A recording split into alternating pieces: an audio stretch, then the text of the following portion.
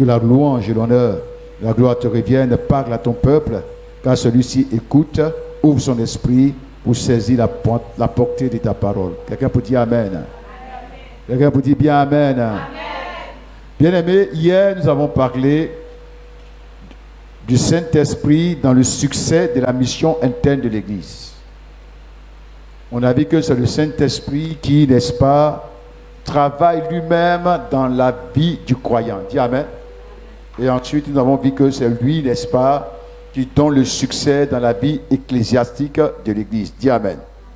Donc, aujourd'hui, nous allons parler de notre sous-thème, notre quatrième sous-thème, qui a pour, n'est-ce pas, qui est intitulé ainsi, le Saint-Esprit et l'expansion missionnaire. Quand on parle du Saint-Esprit et de l'expansion missionnaire, quand on parle de l'expansion missionnaire, nous voulons parler du fait que la mission de gagner le monde entier s'est étendue. Amen. Amen. Dans Matthieu le chapitre 28, verset 18 à 19, il dit « Tout pouvoir m'a été donné dans le ciel. » C'est le Seigneur Jésus qui parle. « Allez, faites de toutes les nations mes disciples, les baptisant au nom du Père, du Fils et du Saint-Esprit. » Dis Amen.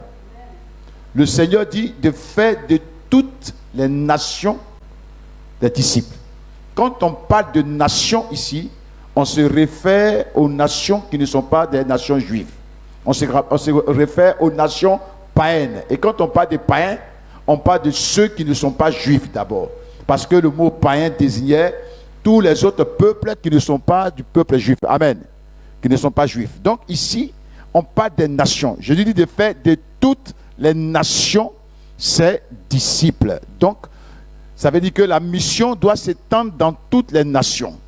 En Actes chapitre 1, verset 8, il a dit, vous recevrez une puissance, le Saint-Esprit survenant sur vous, et vous serez mes témoins à Jérusalem, dans la Judée, dans la Samarie, jusqu'aux extrémités des nations. Donc quand on parle d'extrémités des nations, on parle, n'est-ce pas, des autres peuples qui ne sont pas juifs. Amen. Donc la mission doit s'étendre. Elle a démarré à Jérusalem. C'est à Jérusalem que la mission a démarré. La Bible nous dit que le jour de la Pentecôte, tous ceux qui étaient dans la chambre haute ont été tous remplis du Saint-Esprit. Apôtres comme non-apôtres, tous ont été remplis du Saint-Esprit. Et c'est dans la plénitude de l'Esprit que l'apôtre Pierre va prêcher. Il va prêcher l'évangile de Christ et la Bible va nous dire que en ce jour-là, 3000 âmes se donna au Seigneur. Dis Amen. Donc ici, nous voyons que c'est dans la plénitude de l'Esprit que la prédication a été donnée et le fruit, c'est que 3000 âmes a été données. Donc quand on parle du Saint-Esprit et l'expansion missionnaire, ça veut dire que l'Esprit a un rôle important dans l'expansion de la mission, dans l'étendue de la mission et dans l'évangélisation de toutes les nations. Dans cette mission externe de l'Église, l'Esprit de Dieu est important. C'est parce qu'il est important que le Seigneur va dire aux apôtres de l'attendre. Lorsqu'il va venir, il va les revêtir de puissance et ils pourront être ses témoins à partir de Jérusalem jusque dans les extrémités de la terre. Donc ici, le Seigneur met là l'importance du Saint-Esprit. Il met devant nous que nous ne pouvons rien faire, nous ne pouvons pas réussir sans l'Esprit. Prenons 2 Corinthiens chapitre 3, voyons ce que l'apôtre Paul dit. 2 Corinthiens chapitre 3. On va prendre 2 Corinthiens chapitre 3.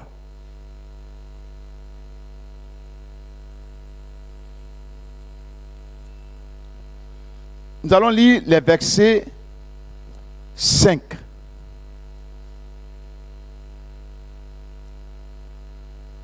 Verset 5 à 6. Il dit, ce n'est pas à dire que nous soyons par nous-mêmes capables de concevoir quelque chose comme venant de nous-mêmes. Notre capacité, au contraire, vient de Dieu. Et il nous a aussi rendus capables d'être ministres d'une nouvelle alliance, non de la lettre, mais de l'esprit. Car la lettre tue, l'esprit vivifie. Dis amen. Ici, il dit que eux-mêmes ne sont pas capables de quoi que ce soit. Ils ne sont capables d'accomplir quoi que ce soit dans cette mission de par eux-mêmes. La capacité qui leur a permis de pouvoir répandre l'évangile dans toutes les nations, de pouvoir exercer ce ministère, leur vient de Dieu. Dis amen. Cette capacité vient de Dieu. Et c'est le Seigneur qui a donné l'esprit à l'église pour pouvoir, n'est-ce pas, étendre la mission jusqu'aux extrémités de la terre, pour annoncer l'évangile au monde païen, pour qu'ils se convertissent. Alléluia. Donc l'esprit de Dieu est important dans l'expansion de l'église.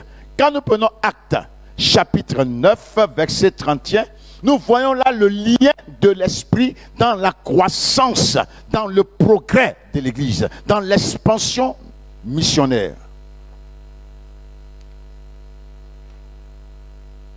Actes, chapitre 9, verset 31.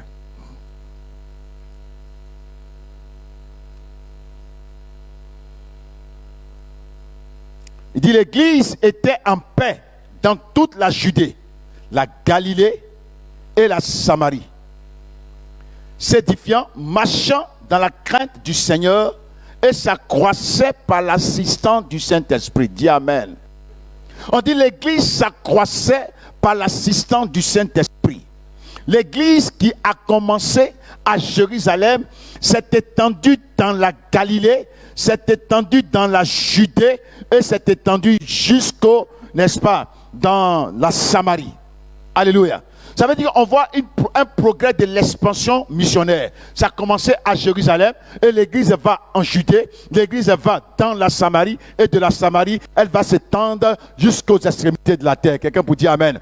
Donc vous voyez, donc ici la Bible dit que ce est possible par l'assistance du Saint-Esprit. C'est l'Esprit qui assistait l'église pour pouvoir réussir sa mission. Le succès de la mission, le succès de l'expansion de la mission vient du Saint-Esprit.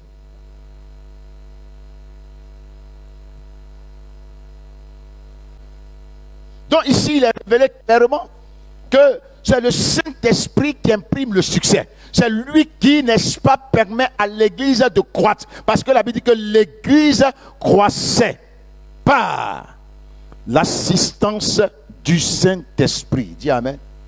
On a besoin de l'Esprit de nous assister pour que nous croissions. Alléluia. Que nous allions de l'avant. Que nous nous édifions. Que nous marchions dans la crainte du Seigneur. On va voir le succès de l'expansion missionnaire. Qu'est-ce que l'Esprit faisait pour rendre les croyants de pouvoir réussir le succès, pour permettre, n'est-ce pas, à l'Église de réussir la mission. Dis amen. C'est ça, le succès missionnaire. Le succès de l'expansion missionnaire. D'abord, le Saint-Esprit remplissait les croyants. Dis amen. On a besoin tous d'être remplis du Saint-Esprit. Regardez, quand ils sont remplis du Saint-Esprit et qu'ils exercent le ministère, regardez ce qu'ils font. Alléluia. Ça nous permet de comprendre qu'on a besoin tous d'être remplis de l'Esprit. Nous devons aussi nous répandre. Par la grâce de Dieu, on a des églises en Est. Il faut encore loin. On doit dépasser les frontières de Port-Boué pour aller très loin, partout. S'étendre. Mais il faut que chacun de nous comprenne que, en dehors, n'est-ce pas, de la mission interne où on se construit, nous sommes appelés à nous étendre. Dis amen. Et on doit pouvoir comprendre que chacun de nous peut être, n'est-ce pas, l'instrument de cette expansion. Seulement que si nous nous laissons conduire par l'Esprit. Alléluia. Il faut que nous comprenions que chacun de nous peut être l'instrument de cette expansion, de la mission ici. Et chacun doit se mettre ça dans son esprit et se présenter à Dieu comme un ouvrier qui n'a point à rougir. Dis Amen. Cela est important. Parce que lorsque l'église s'étendait, ce n'était pas les apôtres qu'on les plaçait sur les églises. C'était les croyants. Parmi eux, ceux qui, n'est-ce pas, peut-être qu'on trouvait la vocation, ceux qui, n'est-ce pas, avaient les qualités et la maturité nécessaires pour conduire l'église, on leur donnait de conduire l'église. L'église n'était pas conduite seulement par des pasteurs appelés, mais simplement même des anciens qui n'ont pas sont outillés, qui ont la maturité spirituelle, peuvent conduire l'église jusqu'à ce que quelqu'un reçoive la vocation, soit formé pour venir prendre la direction. Dis Amen. Voilà, donc ce n'est pas forcément ici. Il faut que chacun de nous enlève dans son esprit cela. Parce que ce qui fait que la mission ne s'étend pas, c'est parce qu'on pense que ce sont les appelés qui doivent attendre la mission. Ce n'est pas vrai.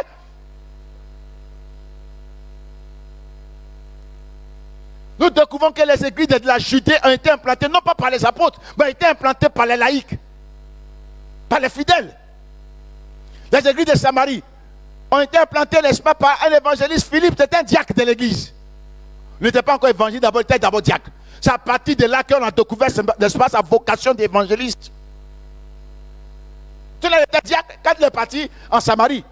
Il n'était pas parti en Samarie en tant qu'évangéliste. Personne n'avait vu en lui comme évangéliste. Mais c'est par la persécution qu'il s'est retrouvé en Samarie. Amen.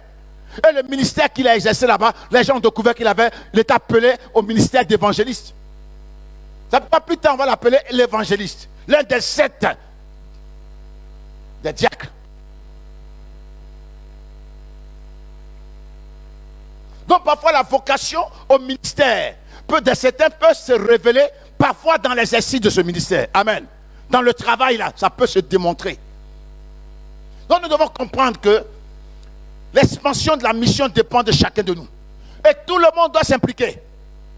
Peut-être que notre travail est à cause de leur travail à Abidjan ou en ville, n'est-ce pas, ou bien du temps que prend le travail, ne peut pas parfois aller diriger l'église, ne peut pas parfois être sur le terrain. Mais cela peut apporter les soutiens financiers pour permettre l'expansion de la mission. Alléluia. Tout le monde est impliqué dans cette œuvre. Et le Seigneur attend qu'à son retour, on ait réussi. Et le Saint-Esprit là, quand il prie, il te permet de faire des choses extraordinaires. Et on va voir ce que le Saint-Esprit suscitait en eux. Regardez à la Pentecôte, quand l'Esprit de Dieu est descendu sur les 120, voici des personnes qui avaient peur, qui se cachaient, et se rassemblaient dans une chambre et priaient. Mais quand l'Esprit de Dieu est descendu sur eux, la peur a disparu. La crainte de la mort a disparu. La peur d'être persécuté a disparu. Ils étaient devenus des personnes nouvelles, transformées, changées. C'est pourquoi l'apôtre Paul peut dire à Timothée, l'esprit qui nous a été donné n'est pas un esprit de timidité, mais c'est un esprit de force et de sagesse. Quelqu'un pour dire Amen. Parce que le Saint-Esprit, quand il vient en toi, il te donne des aptitudes, n'est pas pour affronter. Il te donne des qualités, il te donne un caractère.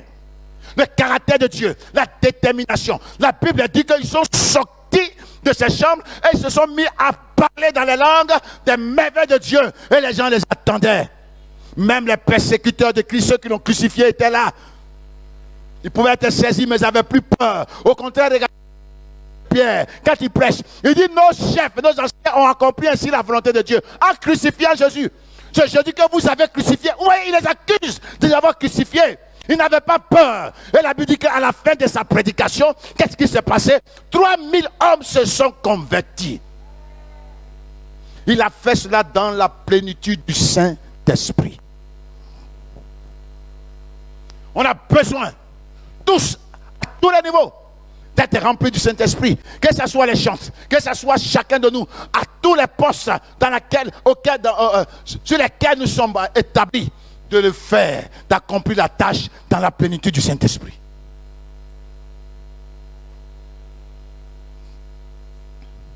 « 3000 âmes se sont converties. » Alléluia.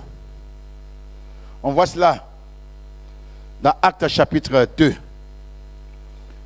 versets 1 à 4, et puis chapitre 2 du moins, versets 40 à 41.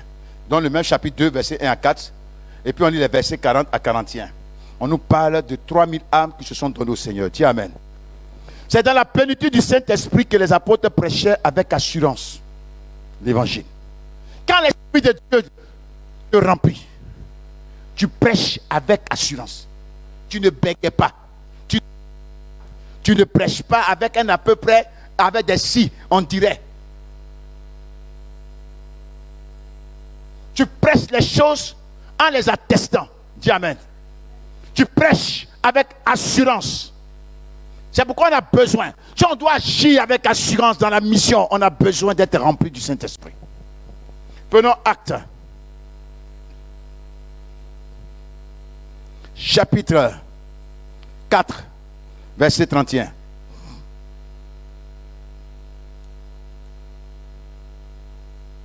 Actes des apôtres, chapitre 4, verset 31.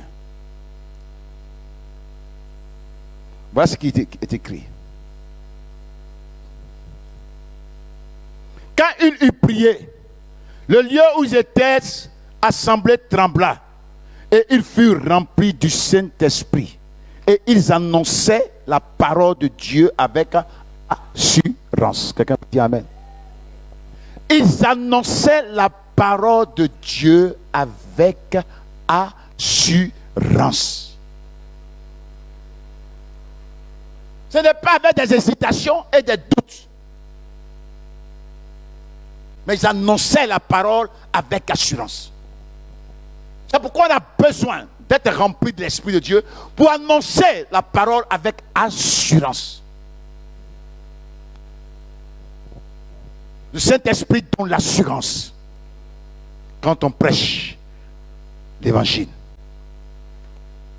Quand on est rempli de l'Esprit, notre ministère aussi est marqué, exercé dans la plénitude de l'Esprit, de sa puissance, de la manifestation de sa puissance qui se démontre par des miracles, des signes. Dis Amen. Regardez un peu notre Seigneur Jésus, qui nous donne le bel exemple. Dans Luc, le chapitre 4, verset 14 à 15.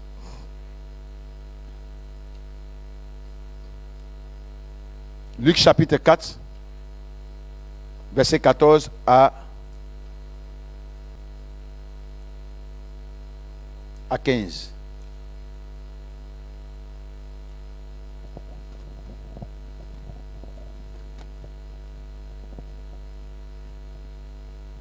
Alléluia. Et j'ai fait la lecture. Luc 4. Excusez. Verset 14 à 15. Jésus, revêtu de la puissance de l'Esprit, retourna en Galilée et sa renommée se répandit dans tous les pays d'alentour.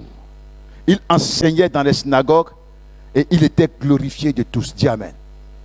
Jésus exerce son ministère revêtu de la puissance du Saint-Esprit. Dans le verset 1, il est rempli du Saint-Esprit. Au verset 14, il est revêtu de la puissance de l'Esprit.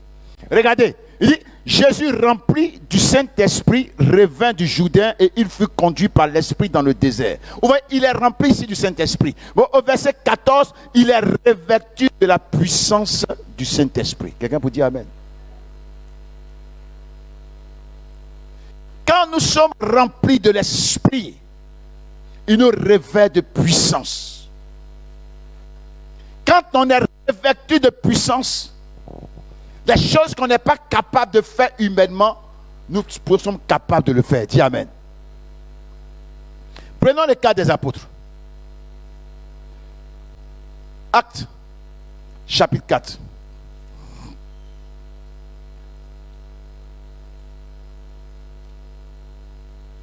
Le verset 33.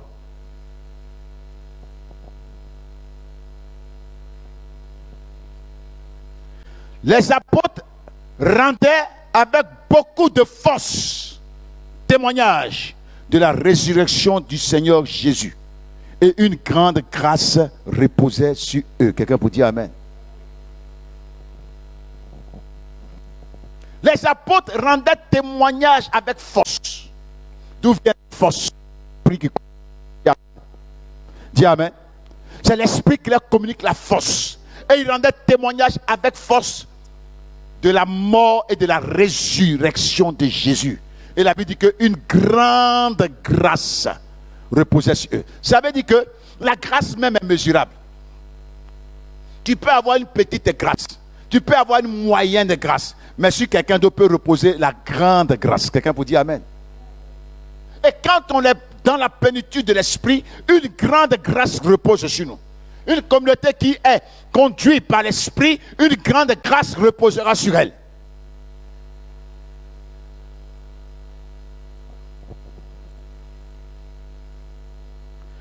Le chapitre 5, versets 12 à 16. Beaucoup de miracles et de prodiges se faisaient au milieu du peuple par les mains des apôtres. Ils se tenaient tous ensemble au portique de Salomon. Et aucun des autres n'osait se joindre à eux, mais le peuple les louait hautement. Le nombre de ceux qui croyaient au Seigneur, hommes et femmes, s'augmentait de plus en plus, en sorte qu'on apportait les malades dans les rues et qu'on les plaçait sur les lits et des couchettes, afin que lorsque Pierre passait, son nombre au moins se couvrit quelques-uns d'eux. La multitude accourait aussi des villes voisines à Jérusalem, amenant des malades et des gens tourmentés par des esprits impurs, et tous étaient guéris. Amen. Cependant, bon, on laisse le souverain sacrificateur. Dis Amen. Donc ici, nous voyons que dans la plénitude de l'esprit, des miracles se produisent. Des choses extraordinaires ont lieu. C'est pourquoi nous devons nous laisser remplir par le Saint-Esprit. Alléluia. Le succès de l'expansion de la mission repose sur le Saint-Esprit, son assistance et sa plénitude. Alléluia. On va voir le deuxième grand point. Terminé. La résistance contre la menace à la mission externe de l'Église.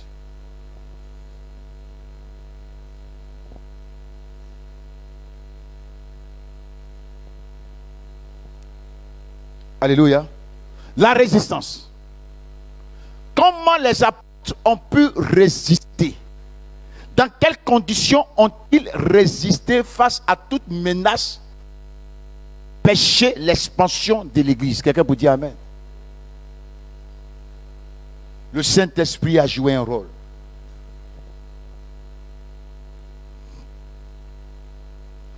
Dans cette partie-là que nous allons voir, nous allons découvrir que le Saint-Esprit est présenté également comme l'auteur de la résistance des apôtres et des croyants face à la menace de l'expansion de missionnaires. Prenons Actes chapitre 4, verset 8.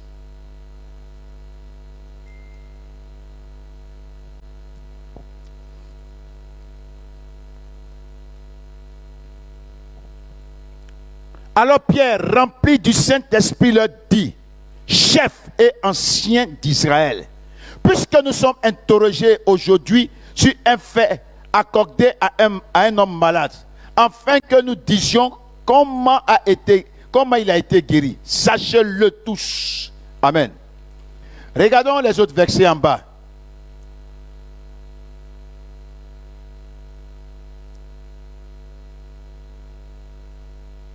Les gens vont prendre une décision. Ils disent: quand il est manifeste pour tous les habitants de Jérusalem qu'un miracle signalé a été accompli par eux. Et nous ne pouvons pas le nier.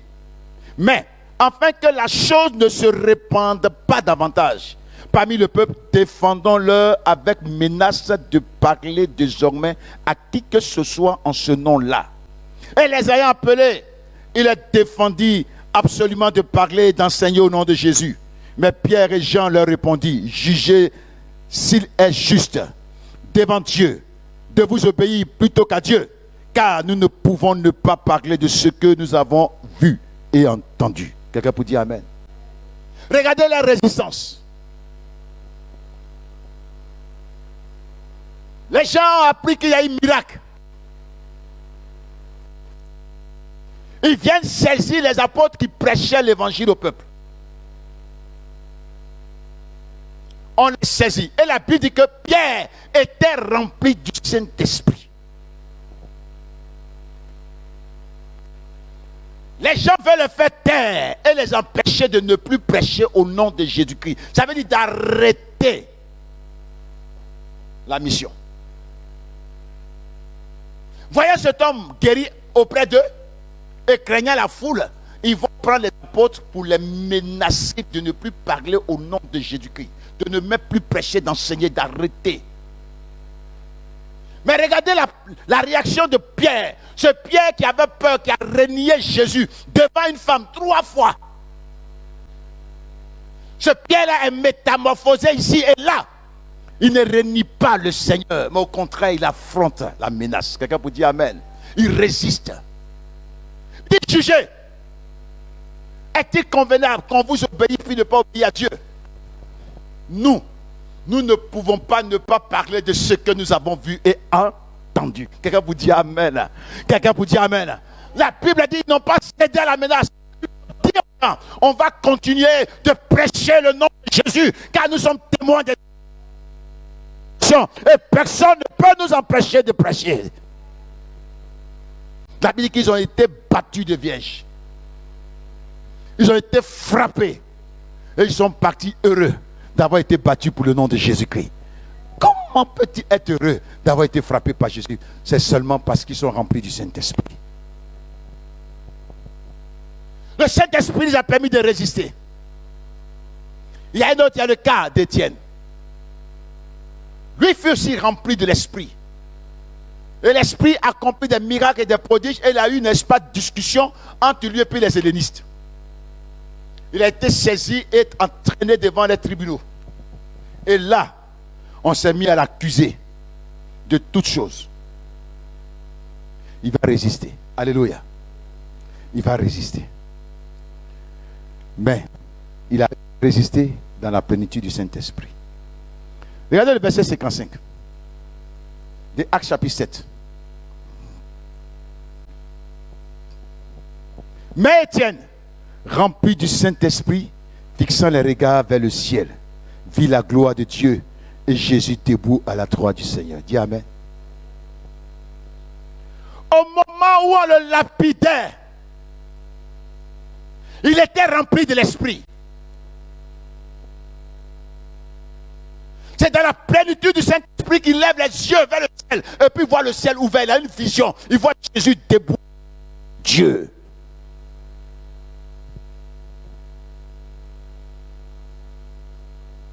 Il n'a pas cédé à la tentation de haïr ses ennemis. Il n'a pas cédé à la tentation de les maudire. Il n'a pas cédé à la tentation de dire des malédictions sur la vie. Mais au contraire, il s'est écrié, je vois Jésus debout à la droite de Dieu. Et puis il dit, Seigneur, pardonne-leur leurs péchés. Alléluia. C'est dans la plénitude du Saint-Esprit que tu peux avoir un cœur comme ça. Tu nous dis dans la chair, là, tu vas faire par là. Mais tu n'as pas les cailloux comme tu t'appelles pour lancer. Alléluia. Il est mort dans la paix. Nous devons être remplis de l'Esprit. C'est dans la plénitude de cet Esprit qu'on est capable de résister, d'affronter la menace. Alléluia. Le persécuteur de l'Église, converti et devenu serviteur et apôtre des nations, pour les nations, fut lui aussi rempli du Saint-Esprit. Alléluia. Prenons Actes chapitre 9, verset 17. Paul.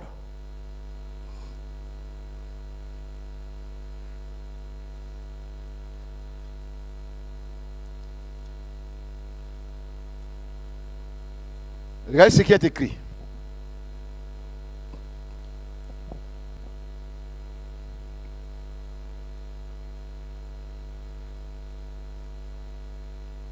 Ananias sortit et lorsqu'il fut arrivé dans la maison, il imposa les mains à Saül en disant: Saül, mon frère, le Seigneur Jésus qui t'est apparu sur le chemin par lequel tu venais m'a envoyé pour que tu recouvres la vue et que tu sois rempli du Saint-Esprit. Quelqu'un peut dire Amen? Et quand il a imposé les mains à Paul, les écailles sont tombées de ses yeux. Il a recouvert la vue et la Bible dit qu'il fut rempli de l'Esprit. Et après avoir pris des forces, il s'est mis aussi à prêcher que Jésus-Christ est le Fils de Dieu. Alléluia. Le persécuteur devient l'apôtre de Jésus et se met à prêcher. On a besoin d'être conduit par l'Esprit. C'est le Saint-Esprit qui suscite des ouvriers dans la mission. Dis Amen. En Actes chapitre 13, verset 2, verset 4.